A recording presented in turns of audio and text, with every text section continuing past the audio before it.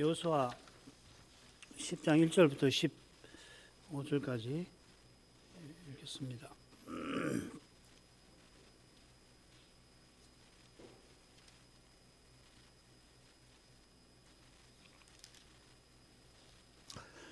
여호수아가 아이를 취하여 진멸하되 여리고와 그 왕에게 행한 것 같이 아이와 그 왕에게 행한 것과 또 기브온 거민이 이스라엘과 화친하여 그 중에 있다 함을 예루살렘 왕 아도니 세덱이 듣고 크게 두려워하였으니 이는 기브온은 왕도와 같은 큰 성이며 아이보다 크고 그 사람들은 다 강함이라. 예루살렘 왕 아도니 세덱이 헤브론 왕 호함과 야르뭇 왕 비람과 라기스 왕 야비아와 에글론 왕 드빌에게 보내어 가로되 내게로 올라와 나를 도우라. 우리가 기브온을 치자. 이는 기브온이 여호수아와 이스라엘 자손으로 더불어 화친하였음이니라 하매 이러므로 아무리 다윗 왕 곧 예루살렘 왕과 헤브론 왕과 야르뭇 왕과 라기스 왕과 에글론 왕이 함께 모여 자기들의 모든 군대를 거느리고 올라와서 기브온에 대진하고 싸우니라. 기브온 사람들이 길갈진에 보내어 여호수아에게 전언하되 당신의 종들 돕기를 더디게 마시고 속히 우리에게 올라와서 우리를 구조하소서. 산지에 가는 아무리 사람의 왕들이 다 모여 우리를 치나이다 하며 여호수아가 모든 군사와 용사로 더불어 길갈에서 올라가니라. 때에 여호와께서 여호수아에게 이르시되 그들을 두려워 말라. 내가 그들을 내 손에 붙였으니 그들의 한 사람도 너를 당할 자 없으리라 하신지라. 여호수아가 길갈에서 밤새도록 올라가서 그들에게 갑자기 이르니 여호와께서 그들을 이스라엘 앞에서 패하게 하심으로 여호수아가 그들을 기브온에서 크게 도륙하고 벳호론에 올라가는 비탈에서 추격하여 아세가와 막게다까지 이르니라. 그들이 이스라엘 앞에서 도망하여 벳호론의 비탈에서 내려갈 때에 여호와께서 하늘에서 큰 덩이 우박을 아세가에 이르기까지 내리우시매 그들이 죽었으니 이스라엘 자손의 칼에 죽은 자보다 우박에 죽은 자가 더욱 많았더라. 여호와께서 아모리 사람을 이스라엘 자손에게 붙이시던 날에 여호수아가 여호와께 고하되 이스라엘 목전에서 가로되 태양아 너는 기브온 위에 머무르라. 달아 너도 아얄론 골짜기에 그리할지어다 하매 태양이 머물고 달이 그치기를 백성이 그 대적에게 원수를 갚도록 하였느니라. 야살의 책에 기록되기를 태양이 중천에 머물러서 거의 초밀토록 속히 내려가지 아니하였다 하지 아니하였느냐. 여호와께서 사람의 목소리를 들으신 이 같은 날은 전에도 없었고 후에도 없었나니 이는 여호와께서 이스라엘을 위하여 싸우셨음이니라. 여호수아가 온 이스라엘로 더불어 길갈 진으로 돌아왔더라. 기브온이 가나안 다른 모든 나라와 달리 이스라엘과 화친한 데서 여호와의 긍휼하신 영광이 신비하게 드러났습니다. 그 신비함이 이스라엘이 가나안을 정복하는 전쟁에서 이어 나타나게 됩니다. 아이 사건과 세겜 언약 갱신 이후 가나안의 모든 왕이 하나가 되어 이스라엘을 공격하려 했는데 기브온의 화친이 공격할 빌미와 근거를 그들에게 제공했던 것입니다. 그리고 그들이 공격할 근거는 그들이 멸망할 이유가 되고 맙니다. 셋째 단락인데 다섯 부분을 나눠보죠. 1절부터 4절 아도니 세덱이 아이 사건과 기브온 사건을 듣고 기브온을 치러 하는 겁니다. 그리고 5, 6절은 이 동맹군이 기브온을 공격하고 기브온이 여호수아에게 도움을 청한 내용입니다. 7절부터 9절까지는 기브온을 돕기 위해서 길갈에서 올라가고 여호와께서 여호수아에게 승리를 보장하시는 내용입니다. 10절부터 14절은 여호와께서 동맹군을 공격하시고 여호수아가 여호와께 도우심을 청하는 내용입니다. 둘째 부분하고 줄거리가 구조가 같으죠. 내용이 같으죠. 그리고 15절은 결말인데 여호수아가 승리를 거두고 길갈로 돌아왔다 하는 겁니다. 이 사건의 역사적 전개는 어린 아이들도 한번 들으면 금방 이해할 만큼 아주 분명합니다.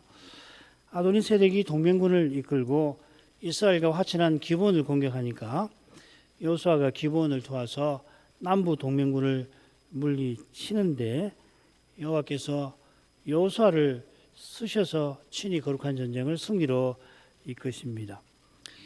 이 사실은 이 사건 한가운데에서 여호와께서 길갈로 올라가는 여호수아에게 두려워하지 말아라 하신 데에서 또 여호수아가 전쟁하던 날에 여호와께 도우심을 구하는 데서 잘 드러납니다.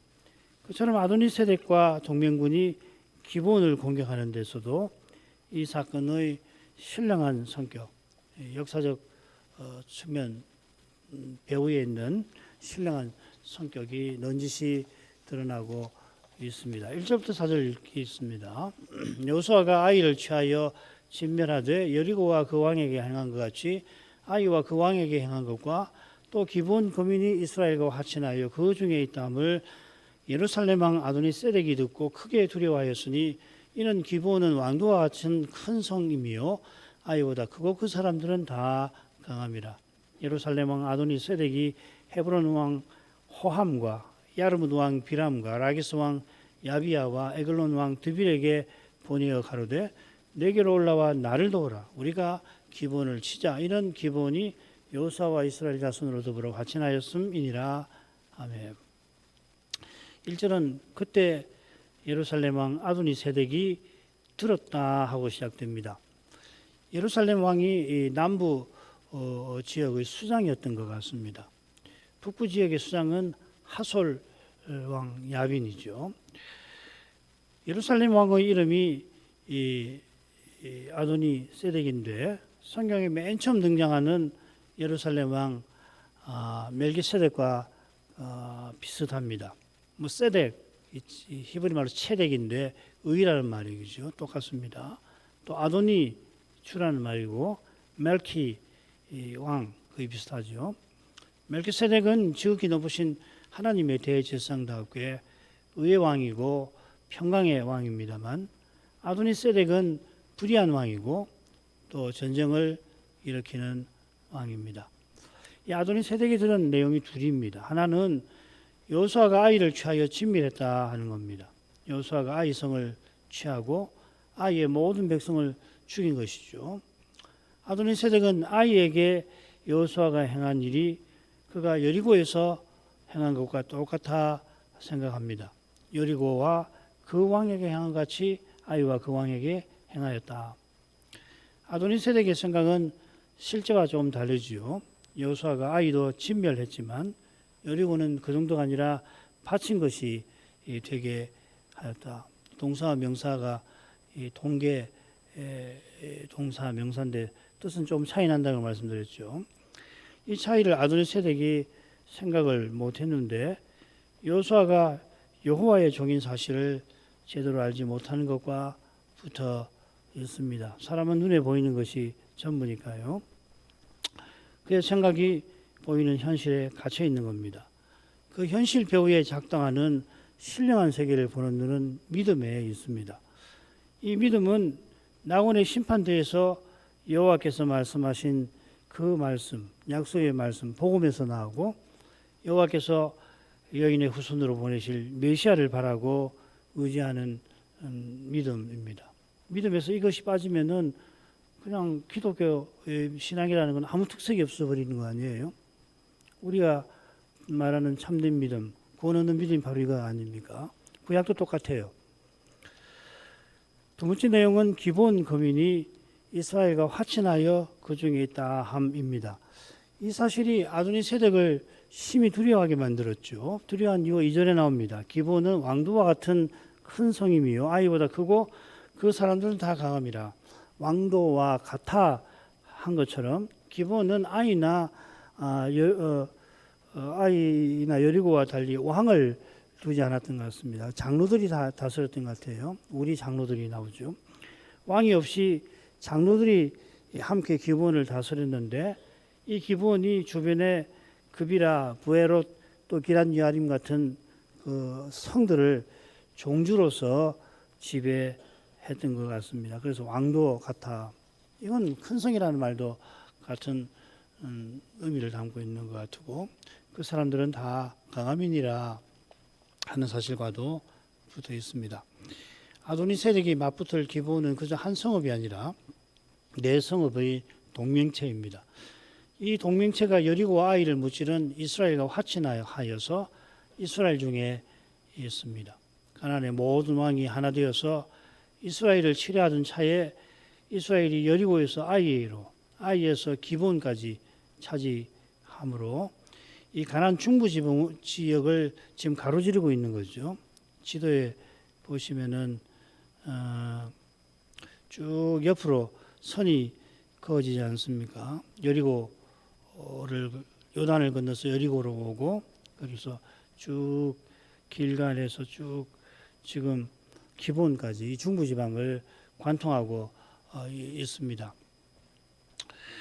예루살렘이 기란 여아림에서 지척이니까 이스라엘의 다음 공격 대상은 10중 8구 예루살렘이 될 것입니다. 그래서 예루살렘 왕은 심히 두려워했습니다. 아도니세덱은 네 왕에게 사신을 보냅니다. 네 왕은 헤브론 왕 호람, 야르뭇 왕 비람, 라기스 왕 야비야 그리고 에글론 왕 드빌인데 지도가 작아서 보시기 좀 힘드실 겁니다. 한가운데 기본이 있죠, 그죠? 기본이 있고 거기 조금 밑으로 보면은 예루살렘이 나오고 예루살렘에서 직선으로 남쪽으로 에스라고 적혀 있는 쭉 내려오면은 헤브론이 있습니다. 헤브론에서 서쪽으로 왼쪽으로 쭉 가게 되면은 라기스가 나오고 그리고 라기스에서 더 서쪽으로 가면 에글론이 있습니다. 그렇죠? 이 정확한 지명은 알 수가 없어요. 그리고 라기스에서 줄이 쭉 이어지는데 그리로 쭉 올라가 보면은 베세메스가 나오죠, 그죠? 태양의 집이라고 하는 베세메스, 아얄론 골짜기 바로 밑에 이 베세메스 근방에 야르뭇이 있습니다. 그리고 아울러 몇 군데만 더 보십시다. 베세메스에서 라기스 중간에 보면 아세가가 나오죠, 그죠? 이걸 좀 기억해 놓으십시오. 아세가가 나오고 그리고 라기스 아세가 있으면 내려오면 쭉 내려오면 라기스가 있고 라기스에서 헤브론 가는 중에 보면 막게다가 나오지 않습니까?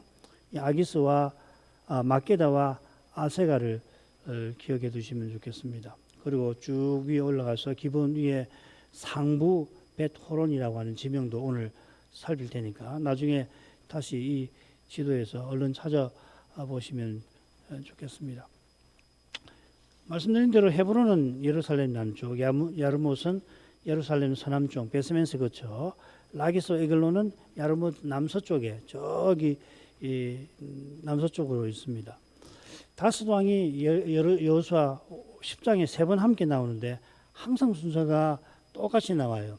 예루살렘 왕, 그다음 헤브론, 그다음에 아르뭇, 라기스, 에글론 이렇게 나옵니다. 창세기 14장에 그돌라오멜 원정대는 보면 왕의 이름이 중간에 바뀌죠, 그죠?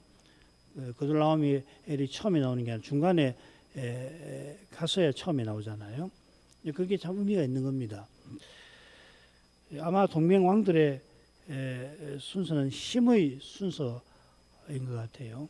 왕들의 이름이 3절에만 나오고 나머지 두 번은 나오질 않습니다. 이것도 참 의미가 있는 겁니다. 아도니세덱은 사신을 보내어서 내게로 올라와 나를 도우라 하고서 자기가 종주임을 암시합니다. 여기 올라오라는 말은 그가 다스리는 예루살렘이 동맹의 중심임을 가리킬 겁니다. 아울러서 이 예루살렘이 북쪽에 있거나 이 고도가 높은 것도 어쩌면은 포함해서 올라오라고 한 것 같습니다. 우리가 기본을 치자 하고서 기본을 쳐야 하는 이유를 덧붙입니다. 그 이유는 기본이 이스라엘과 화친했다는 거죠. 둘째 부분으로 하죠.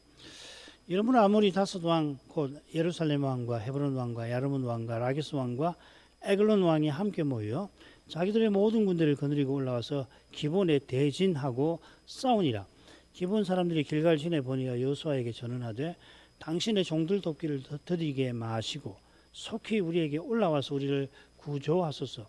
산지에 가는 아무리 사람의 왕들이 다 모여 우리를 치나이다 하며. 다섯 왕은 아모리 족속입니다. 아모리의 조상은 함의 아들 가나안이죠. 아브라함 시대 때 가나안 땅에 여러 족속이 살고 있었는데 여호와께서 이 아모리 족속을 가나안을 대표하는 백성이라 하십니다. 이들은 헷과 여부스와 마찬가지로 산지에 거한다 했습니다. 헤스본 왕 시온, 바산 왕 옥도 아모리 왕이죠. 아모리의 다섯 왕이 자기의 모든 군대를 거느리고 올라와서 기브온에 맞서서 진을 펼치고 그들과 싸웠습니다. 그러자 기브온 사람들이 서둘러서 사람을 길갈로 여호수아에게 보내어 신속한 도움을 청합니다. 그들은 산지에 가는 아모리 사람의 왕들이 다 모여 자기를 친다고 전합니다. 다섯 성읍 중에 야르뭇과 라기스, 에글론은 산지가 아니라 평지에 있습니다. 이 쉐펠라라고, 이 평지라고 9장 1절에 번역이 되어 있긴 합니다만은 정확하게는 이 지중해 해안의 그 평야, 해안 바로 옆에 있는 평야하고 유다 산지 사이에 언덕이 입니다. 그래 이 언덕이라 골짜기가 무려 5개나 있고 오늘 살필 아얄론이 있고 그 밑에 소렉, 엘라, 마레사, 저 밑에 라기스까지 이 골짜기가 형성이 되어 있습니다. 오늘 살필 그 벳호론 지역도 마찬가지일 겁니다. 이 언덕을 포함해서 산지라고 했을 수도 있지만 본래 아모리 사람들의 주된 지역이 산지라고 표현한 겁니다. 그래서 읽으면 산지에 거하는 아모리 사람의 왕들 이렇게 읽는 것이 좋습니다. 산지에 거하는 왕들이 아니고 산지에 거하는 아모리 사람의 왕들이라 이렇게 표현한 겁니다. 기본이 언약에 근거해서 여호수아에게 도움을 구하는 겁니다. 당신의 종들, 이 표현이 언약을 가리키죠. 이 언약이 여호와 이름을 불러서 맺은 것이므로 기본은 결국 여호와의 도우심을 구합니다. 같은 내용이 넷째 부분에 잘 드러납니다만은 셋째 부분에서 확인할 수가 있겠습니다. 여호수아가 모든 군사와 용사로 더불어 길갈에서 올라가니라. 때에 여호와께서 여호수아에게 이르시되 그들을 두려워 말라. 내가 그들을 내 손에 붙였으니 그들의 한 사람도 너를 당할 자 없으리라 하신지라. 여호수아가 길갈에서 밤새도록 올라가서 그들에게 갑자기 이르니. 여호수아가 길갈에서 기본으로 올라갔다 한 사실이 7절에도 나오고 9절에도 나오죠. 그죠? 그리고 한가운데 여호와께서 여호수아에게 승리를 약속하신 말씀이 강조되어 나옵니다. 그러니까 이게 꼭 이 시간 순서대로 기록되었다 고집할 필요가 없는 겁니다. 강조점이 8절에 있다는 거겠죠.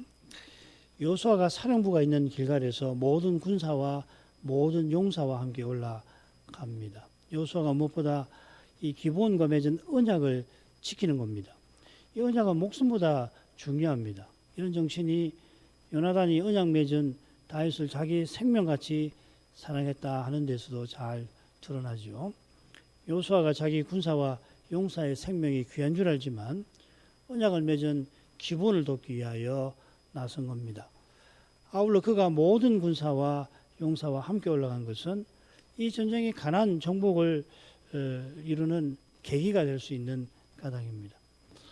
이스라엘이 요단을 건너 여리고를 향할 때 이미 가나안 정복 전쟁에 실제로 나섰습니다. 여호와께서 친히 사령관으로서 자기 종 여호수아에게 전략과 작전을 지시하였습니다. 이번에도 여호수아가 속아서 기본과 언약을 맺는 잘못을 범했는데도 여호와께서 그 일을 통하여 가나안 정복의 사명을 여호수아대로 이루게 하십니다.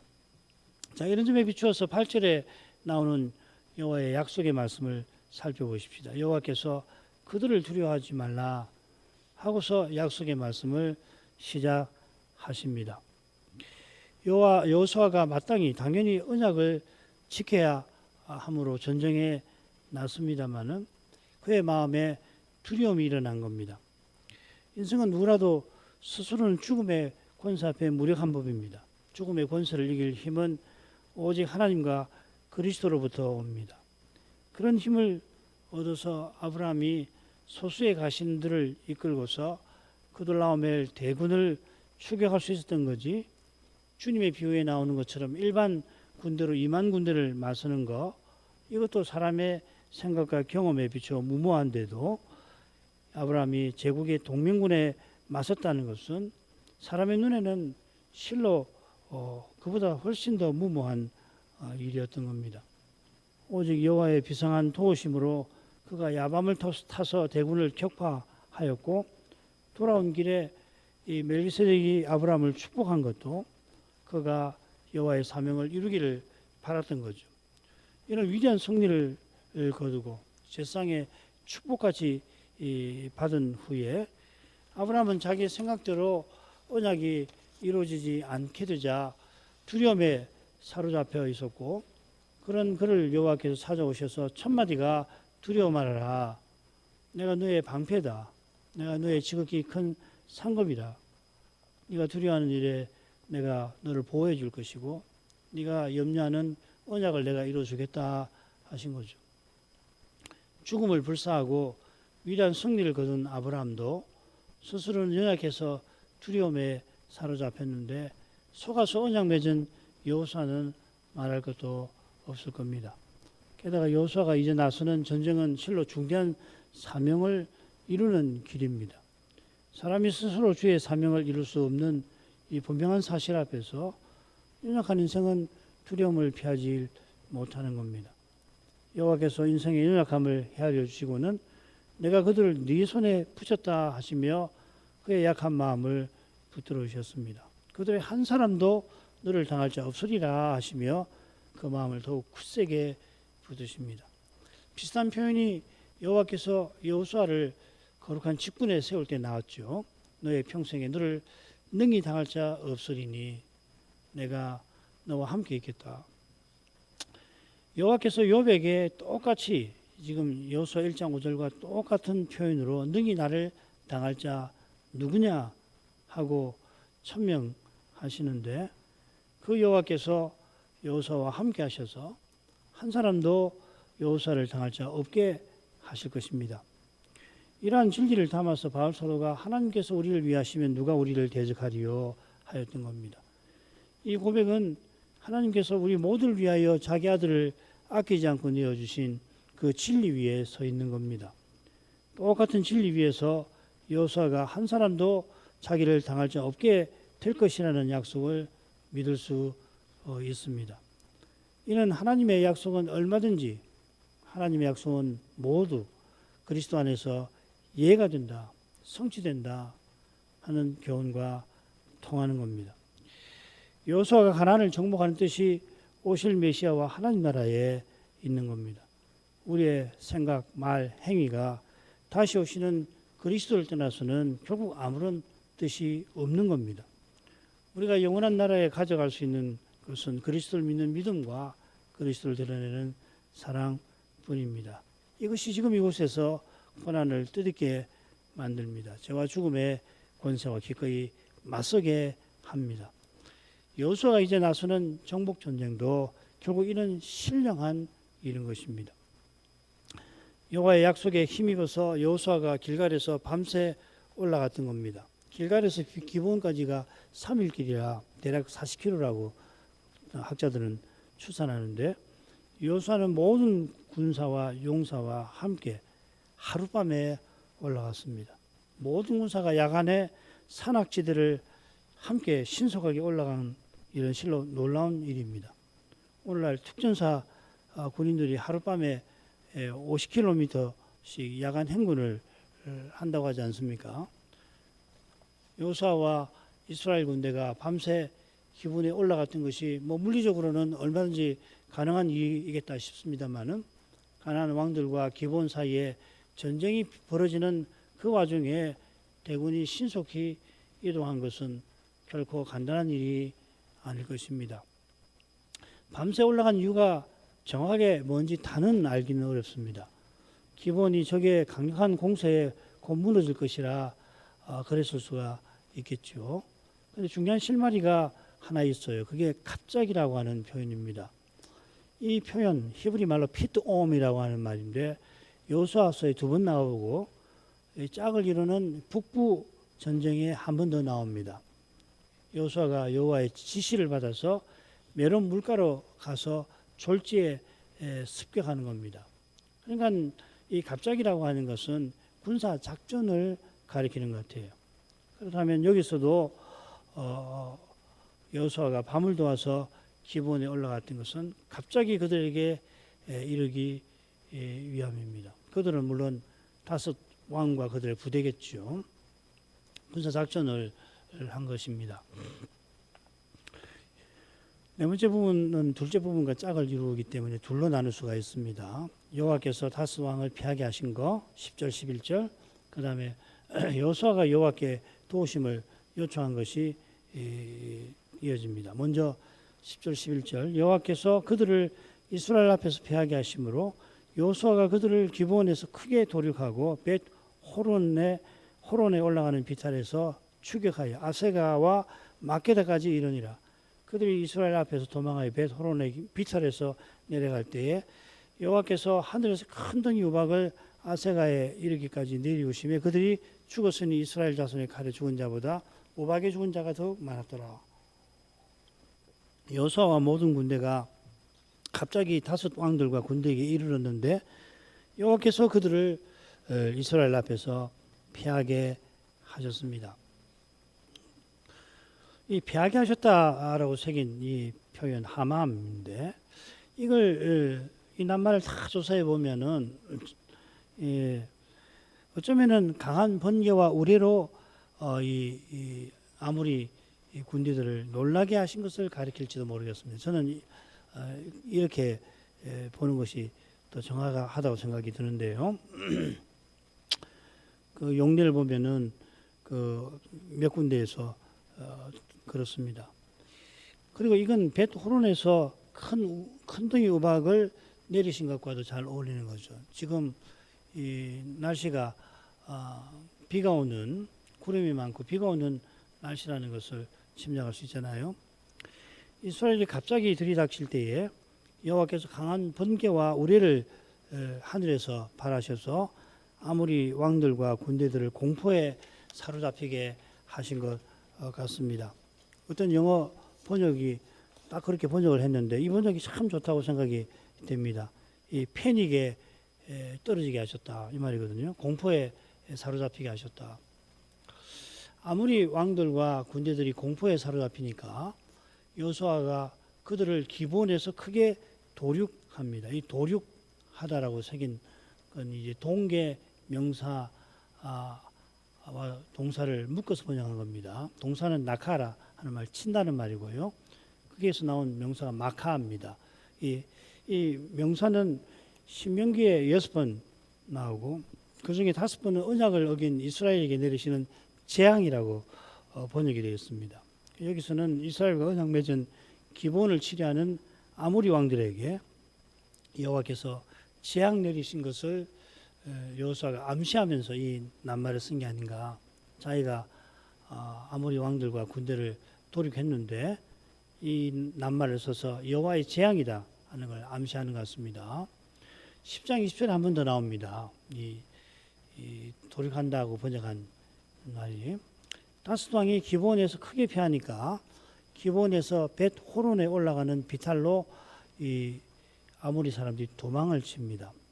이 번역으로 보면은 벳 호론이 기브온보다 고도가 높은 것처럼 이렇게 생각이 될 수 있지만은 기본이 훨씬 높은 데 있습니다. 벳호론은 낮은 데 있습니다. 그러니까 기본은 산지고 이 벳호론은 이 구릉지대 지역이거든요. 벳호론이 기본보다 살짝 서북쪽에 있지요. 고도는 낮은 겁니다. 제가 사진을 실으려고 했는데 토저에 안 돼갖고 말로 설명을 합니다. 비탈이 있어서 비탈 위를 상부 벳호론이라고 그러고 비탈 아래를 하부 벳호론이라고 합니다. 그러니까 이 비탈로 해서 아모리 왕과 군대가 아얄론 계곡을 거쳐 저 아래 아까 지도 기억나시죠? 아세가름 심지어 막게다까지 도피를 하고 여호수아와 군대가 그들을 추격하여 이룹니다. 여기 이른다고 새긴 낱말이 도륙하다에 나오는 낱말입니다. 쳤다는 말입니다. 추격하여 쳤다 이렇게 되어 있습니다. 자, 이런 내용이 비추어서 11절을 한번 보십시다. 11절은 아모리 왕들과 군대들이 이스라엘 앞에서 도망하여 벳호론의 비탈에서 내려갈 때 있었던 중요한 일입니다. 그러니까 11절은 10절 다음에 일어난 사건이라기보다 10절 후반부에 기록된 그 내용, 결론적인 내용을 설명하는 겁니다. 이스라엘의 아모리 군대들을 막게다까지 쳤는데 그 일이 어떻게 이루어졌나 하는 걸 11절에서 밝히는 겁니다.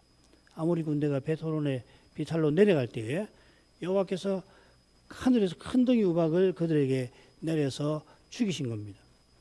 이 우박을 가리키는 낱말이 따로 있는데 여기서는 돌이라고 이렇게 해놨습니다. 그 11절 후반부에 또 우박이 나오죠. 거기는 우박의 돌이라고 그렇게 표현되어 있습니다. 먼저 돌이라고 큰 돌을 내리셨다 이렇게 했습니다. 그만큼 이 우박은 사람을 능히 죽일 만한 것임을 여호수아가 암시하려고 우박이라는 말에 돌을 붙여 쓰거나 심지어 우박을 빼버리고 돌이라고 표현을 합니다. 여호와께서 이 우박을 아세가에 이르기까지 내리셨습니다. 이 우박을 피하려고 아모리 왕들과 군대들이 아세가로 피했는데 거기서 또 우박이 계속 내리니까 마침내 막게다로 갔고 우리가 다음 시간 살필 때에 이 막게다에 다스 왕이 숨지요. 굴에 숨지요. 그러니까 기본에 올라갔을 때 천둥과 번개가 내리쳤고 그게 놀라가지고 도망가는 그 길에 여호와께서 우박을 계속 내리신 것이죠. 이는 이스라엘 자손의 칼에 죽은 것보다 우박에 죽은 자가 더욱 많았더라 하는 말씀과도 붙어 있습니다.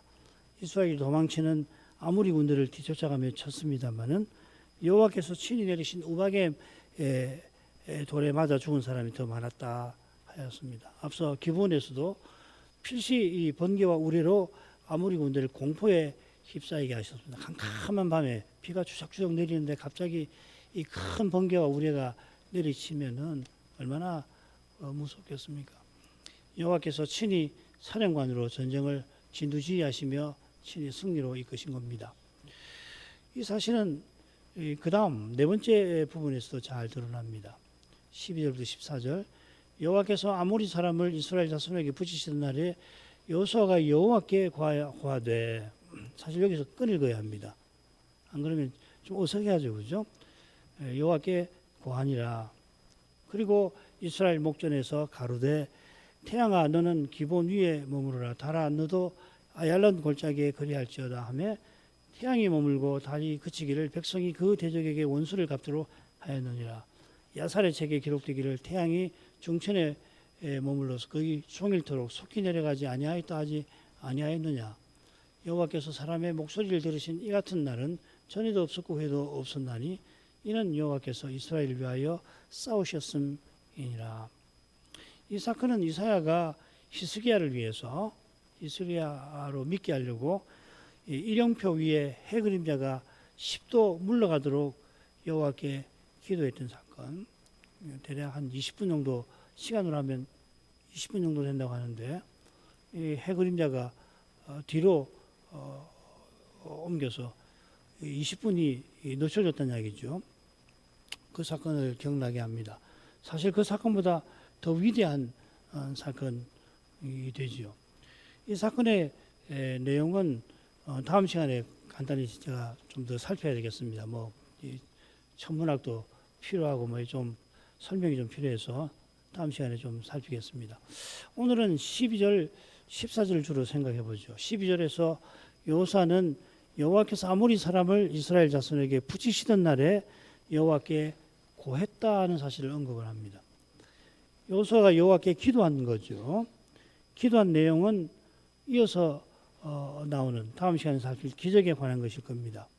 여호수아는 이 전쟁의 중요성을 알고 완전한 승리를 거두기를 바라서 여호와께서 시간을 멈춰주시기를 구했던 겁니다.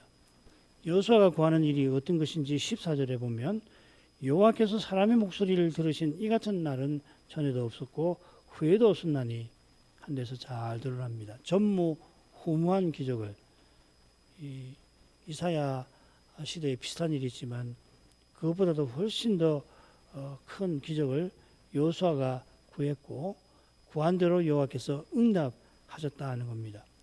여호수아의 간구도 실로 놀랍습니다마는 여호와께서 그의 기도를 들으시고 친히 행하신 일은 비할 수 없이 놀랐습니다. 이렇게 크신 하나님이시니 여호수아가 그런 기도를 드릴 마음을 품을 수 있었겠죠. 아브라함 이삭의 사건에서 여호와께서 죽은 자를 살리시는 분, 그래 없는 것을 있는 것처럼 부르시는 창조하시는 하나님이심을 믿었는데 여호수아도 같은 믿음으로 위대한 이적을 여호와께 구하였습니다. 여호와께서 자기의 간구를 들으신 이유를 14절 끝에 이렇게 언급합니다. 여호와께서 이스라엘을 위하여 싸우셨습니다. 기본에서 또 그에 앞서 아이와 여리고에서 여호수아는 이 사실을 맛보아 알았습니다. 여호와께서 이스라엘 위하여 싸우신 그 사실을 우리는 행위 계시라고 부릅니다. 여호와께서 친히 구원의 크신 일을 이루셨고 그 일에서 자기의 거룩한 영광을 여호수아에게 비추셨는데 그 영광을 깨달은 여호수아가 위대한 기도를 드릴 수가 있었던 것입니다. 오늘만큼 하죠. 여호수아는 아무리 라스돈과 군대를 여호와께서 친히 물리쳐 주신 사실을 생생하게 고백합니다. 이는 그가 전쟁에서 완전한 승기를 잡기 위하여 여호와께서 천체를 주장해 주실 것을 구한 데서 잘 드러납니다.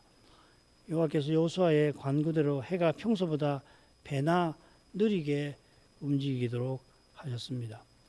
이 신비한 현상을 천체과학의 관점에서 얼마든지 설명할 수 있을 거고 그 설명을 통해서 하나님의 크심을 우리가 배울 수가 있겠습니다마는 여호수아들어 그런 기도를 하게 하신 데에서 여호와께서 이스라엘 위하여 싸우시는 사실에서 거룩한 빛이 여호수아에게 비추어서 그로 하여금 간구하게 하신 데에서 나아가 여호와께서 인생을 죄와 죽음의 권세에서 마귀와 세상과 육신의 공격에서 건지시려고 여호와의 종이 되신 데에서 우리 하나님께서 얼마나 거룩하신 분인지를 우리는 깨달아 갈 것입니다. 하나님께서 그리스도 안에서 친히 구원을 이루시는 이 사실만큼 성경에서 중요한 진리가 없듯이 우리의 삶에서 그리스도를 믿는 믿음으로만 하나님의 구원을 맛보며 영원한 나라를 향하여 나아갈 수가 있겠습니다. 그 길에 가나안 정복보다 비할 수 없이 힘들고 어려운 전투가 주님의 교회 앞에 벌어져 있고 들이닥치게 될 겁니다. 이 신령한 전투를 치르는 거기에 교회의 중대한 사명이 있습니다. 이 사명을 자각하고 받드는 것이 그리스도께서 친히 그 전투를 이끄시는데 쓰임을 받는 그것이 참된 믿음에게 실로 중요할 것입니다. 신학생들 또 조사시치 마친 후보생들의 소명과 인도를 위해서 기도하겠습니다. 기도하겠습니다. 거룩하신 아버지, 여호수아와 이스라엘이 남부 동맹군을 물리치고 거룩한 사명의 길을 걸어가게 하신 그 길을 이날에도 살피게 하십니다. 여호수아와 이스라엘이 그 길을 걸어가도록 하신 뜻이 장차 보내실 메시아와 영원한 나라에 있던 것을 이날에도 성경에서 분명히 봅니다. 달리는 이 이스라엘이 남부 동맹군을 물리친 이 역사 사건의 의미와 교훈을 발견할 수가 없겠습니다. 그런 역사 사건의 의미만 아니라 우리의 일상의 의미도 근본에서 동일한 것을 고백합니다. 다시 오시는 그리스도를 바라보며 그 그리스도의 어떠하심을 드러내는 거기에 일상의 의미, 평생의 보람이 있음을 요수아서에서도 또 모든 성경에서 깨달게 하십니다. 이것이 바로 바울 사도가 구약 성경에서 주의 영광을 보는 것이라 교훈한 줄 압니다. 여호와께서 이스라엘을 이집트에서 건져주시고 시내산에서 언약을 맺으신 듯이 가나안 땅에서 제싹나라와 거룩한 백성으로 살아서 온 세상에 하나님의 영광을 드러내게 하시는 데 있었습니다. 그 거룩한 사명을 받드는데 이스라엘이 얼마나 자격이 없는지 모세가 기록한 성경에서 분명히 드러납니다. 이스라엘이 요단을 걷는 것이 여호와께서 요단물을 도중에 끊어지게 하신 기적만큼 실로 놀라운 표적이 아닐 수 없었습니다. 요단물을 끊어지게 하신 여호와께서 이스라엘들로 가나안에 들어가도록 하실 때 거룩한 능력으로 그들의 마음을 감화하여 주신 것을 기억합니다. 달리는 그들의 1세대가 열정탐의 말을 듣고 이집트로 돌아가려 했던 그런 반역을 이해할 수가 없을 것입니다. 인생이 스스로는 결코 구원에 이르지 못하듯이 스스로는 사명을 깨닫지도 받들지도 못합니다. 제2세대가 요단을 건너 가나안에 들어와서 절기를 보내고 언약을 갱신했지만 아간의 죄로 아이에서 망할 뻔했듯이 아이를 정복한 직후에 기본과 언약 맺은 일에서도 이스라엘은 심히 부족했던 것이 드러났고 그런 잘못에도 속인 기본을 정복하려 하여 여호와께 진노를 당할 뻔하였습니다. 이러한 사실들에 비추어서 아모리 다스 왕이 기본을 정복하려 한 일을 통하여 여호와께서 가나안을 정복하는 이 사명 이루는 길로 여호수아와 이스라엘을 이끌어 주신 것이 결코 작은 일이 아니옵나이다. 과연 모세나 바울만큼 하나님의 사명에 온전히 쓰임 받은 인물이 없겠지만은 그들이 그로 말미암아 구원받는 것이 아니듯이 더욱이 평범한 인생이 뭘 행하여서 저 영광에 이르는 것이 아님을 저희는 분명히 압니다. 이것을 늘 명심하여서 자기 영광을 추구하는 교만을 멀리하게 하시고 주의 앞에 겸비하여서 아무것도 아닌 이 인생을 하나님의 일에 아무 쓸모나 쓸데가 없는 이런 자신을 그리스도 안에서 정결하고 성결하게 만들어 주심으로 주의 뜻에 써주시기를 구하는 이런 심정을 더욱 품고 살아가게 하시옵소서. 우리 하나님께서는 지극히 자비하시고 또한 지극히 지혜로우셔서 심지어 산산조각이 난 스테인드 글라스의 조각들을 가지고서 아름다운 예술 작품을 만드는 예술가처럼 아니 그보다 더 거룩하게 주의 영광을 드러내는 그러한 사람으로 살아가게 해주시는 것을 기억합니다. 단 하루를 살더라도 아버지의 거룩한 영광이 이 몸에서 드러나기를 바라면서 주님의 은혜를 더욱 구할 줄 알게 해 주옵소서. 이 시대에 주님의 사명을 깨닫고 받들고 나가는 길은 어디 있는지 그 길이 어디 있는지 알기도 힘들고 알게 하셔도 걷기가 쉽지 아니하지만은 아무리 힘든 현실 가운데에서도 우리 하나님께서는 전심으로 하나님을 향하는 자를 알아보시고 찾으시고 그를 위하여 거룩한 능력을 드러내 주시는 이 약속의 말씀을 꼭 믿게 해 주옵소서. 그리스도를 전부로 삼는 믿음이 우리에게 실로 절실합니다. 이 믿음을 이제도 간절히 구하옵나이다. 이 시대에 주께서 친히 부르신 주님의 교회들과 신자들을 하늘아버지께서도 긍휼히 여겨주시옵소서. 예수님 이름으로 기도합니다. 아멘.